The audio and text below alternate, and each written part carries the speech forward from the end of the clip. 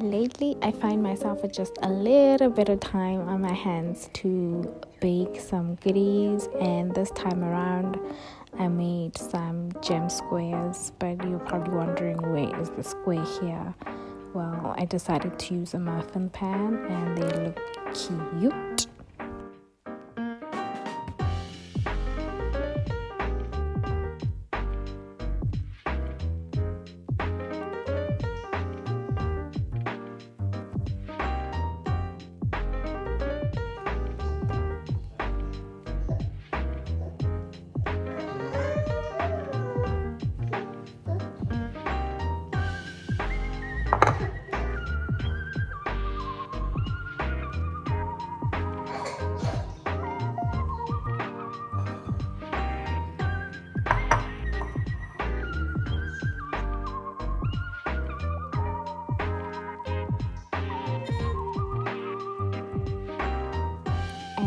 These are all the ingredients you'll need to make your gem squares or tarts or whatever you want to call them, given some of us decide to use a muffin pan.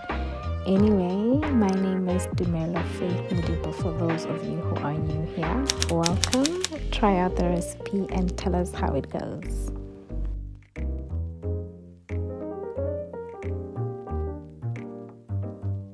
So this recipe calls for 250 grams of either butter or margarine.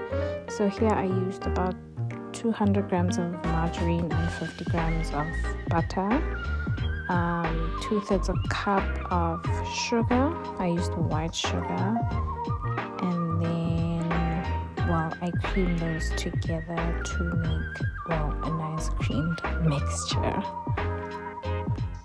So obviously I continue doing that until I am happy with the consistency of the sugar and butter and margarine mixture. So I just keep going at it. This requires some elbow grease. So if you have a hand mixer or a stand mixer, consider yourself blessed for this step. So I mixed with my arm, and I did get in some exercise, but eventually I did come around all right. So I mixed until I was happy, and then to that I added 2 eggs.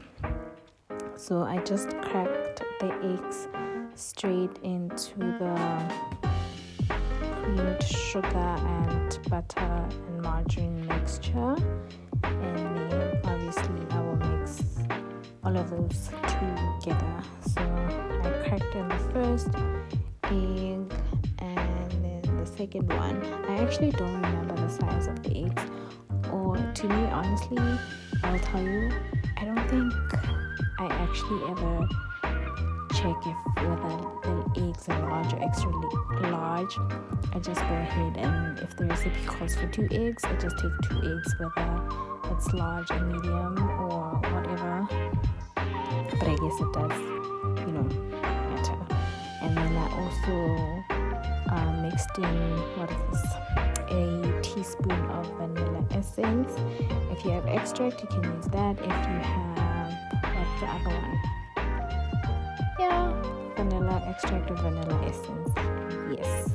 And mix, obviously, until all of those are combined.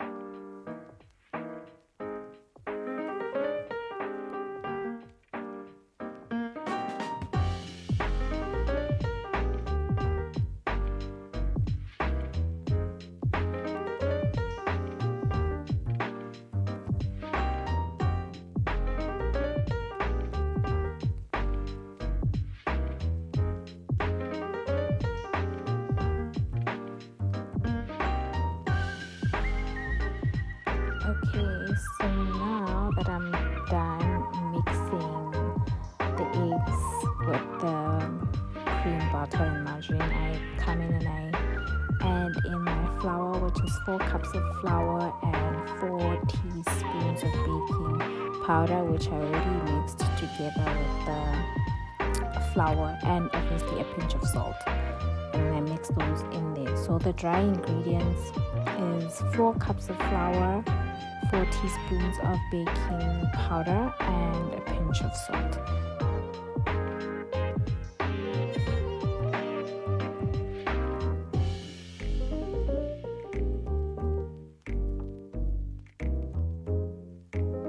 Then I added the second half of the mixture just so it makes it easy for me to combine everything. If I put the whole mixture all at first, it would have been a little bit difficult given I'm mixing, with my hands.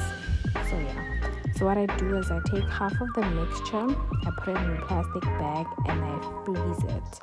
And I will explain, you will see why I actually froze half of the mixture. And then the other mixture, which is not frozen, I set it aside until the other one I'm happy with the consistency or how it has hardened in the freezer.